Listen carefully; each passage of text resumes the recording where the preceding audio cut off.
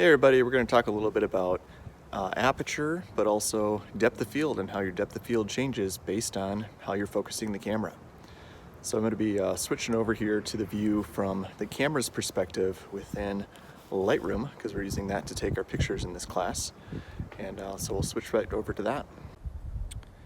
All right, so for this thing I want to talk about is that when we're working with a device that's taking pictures like this, like a phone, you can't really change the aperture because the aperture is set to a certain aperture, and in this case I think it's a 1.8 aperture on the lens built into the camera on this phone.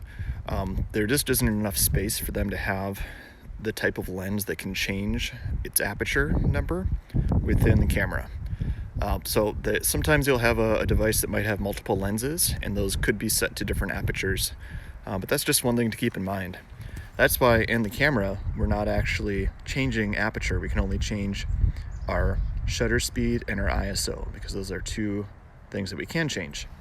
Now, to change depth of field though, I want you to notice in this example here that I could focus on things that are up close. So I'm just clicking on this tree that's up close, and you'll notice how the background trees start to blur out. Or I could focus on the background trees, and now that tree that's closer to the camera is now blurred out. Okay, so a lot of this has to do with the focusing distance from the camera to the object that I'm focusing on. So if I want to create a longer depth of field, I'm not going to want to have something that's up close to the camera, within my focus, because that'll blur it out. So here would be an example of that same scene, but because I've backed up just a little bit, I've been able to create a longer depth of field so that everything is in focus within the image. On the other hand, if I wanted to create something with a really short depth of field, using a device, we're just going to get in as close as possible to that object that we're photographing, and we'll be able to really multiply the effects of this short depth of field. Okay, eventually I might want to switch over to my manual focusing. So again, I could switch over to 0. Do you see how that green is showing that that's in focus? Now that's one thing to kind of keep in mind, is when we switch over to that manual focusing, we can have Lightroom tell us what's in focus.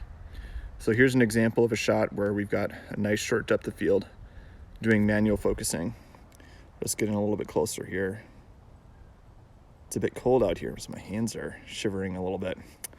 But then if I switch over to auto focus here again, and I just hit the background,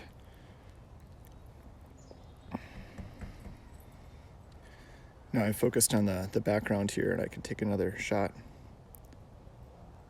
That's going to be a different way to make it work. Okay, I'll switch back over to autofocus now. All right, so that's a little bit about depth of field. Again, the closer you are to something, the more you can multiply the effects of a short depth of field just by how you focus on things. That's just one thing to kind of keep in mind. We can't change our aperture, but we can change how we're focusing the camera and how close we are to certain things.